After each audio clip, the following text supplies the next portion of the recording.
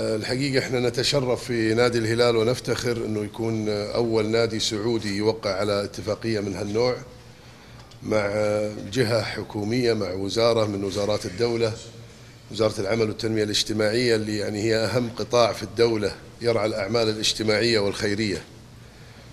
ونادي الهلال كما هو معروف لله الحمد يعني يعتبر أفضل نادي في إطار المسؤولية الاجتماعية، يملك أفضل إدارة بقيادة الأخ سعود السبيعي ليشكر على هذا المجهود. لا أنسى الحقيقة أنه هذه الإدارة كانت في وقت يعني أنشئت في وقت أخي الأمير عبد الرحمن بن مساعد اللي دعمها بشكل كبير الحقيقة، ومجلس الإدارة الحالي استمر على نفس نهج مجلس الإدارة السابق في دعم هذه الإدارة. نحاول قدر الإمكان الحقيقة أن احنا، وزي ما تعرفون الهلال مؤسسة غير ربحية يعني، فلكننا نحاول احنا قدر المستطاع أننا نرعى الكثير من الأعمال الخيرية، نساعد الكثير من الأعمال التطوعية. وقعنا قبل فترة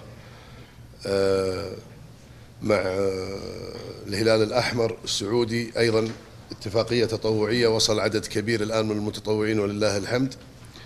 الاتفاقية هذه أيضا تتماشى مع رؤية المملكة 2030 واللي تشجع على الأعمال التطوعية للشباب. أنا أعتقد أيضا اختيارهم للأخ محمد الشلهوب هو اختيار موفق جدا، وهو يستحق كل تكريم ويستحق أن يكون سفير لعدد من الأعمال الخيرية الحقيقة، نموذج يحتذى به من المفروض أنه يكون قدوة لجميع اللاعبين الصغار. فأنا أعتقد أنه كان اختيار جدا موفق للأخ محمد الشلهوب. أيضا لا يسعني لأني أشكر معالي الوزير شكر كبير، حيكون إن شاء الله في لقاء معه أيضا للحديث عن هذه الاتفاقية. أشكر معالي نائب الوزير، أشكر الأخ ماجد والدكتور سالم، أشكر الجميع، جميع موظفين الوزارة. كما لا يفوتني الحقيقة أن أشكر معالي الوزير السابق الأخ مفرج الحقباني، لأنه سبق أني التقيت فيه وتحدثنا عن كثير من المواضيع الخيرية والاجتماعية، وكان لها العديد من الأفكار الحقيقة اللي أخذها مجلس إدارة نادي الهلال بعين الاعتبار. أشكر حضوركم، أشكر حضور الإخوان الإعلاميين، وأشكر حضور الإخوان من الوزارة، وأشكر الأخ محمد على تواجده أيضا وقبوله أن يكون سفير. والحقيقة بإذن الله أنها تكون اتفاقية مباركة على الجهتين بإذن الله. بسم الله الرحمن الرحيم، الحمد لله والصلاة والسلام على رسول الله. السلام عليكم ورحمة الله وبركاته. طبعا كل الشكر والتقدير لوزارة العمل والتنمية الاجتماعية، اختيارهم أول شيء لنادي الهلال واختياري كسفير لهم. أتشرف وإن شاء الله أنه يكون بيننا تعاون إن شاء الله إيجابي ويخدم الجميع إن شاء الله. شكرا لكم.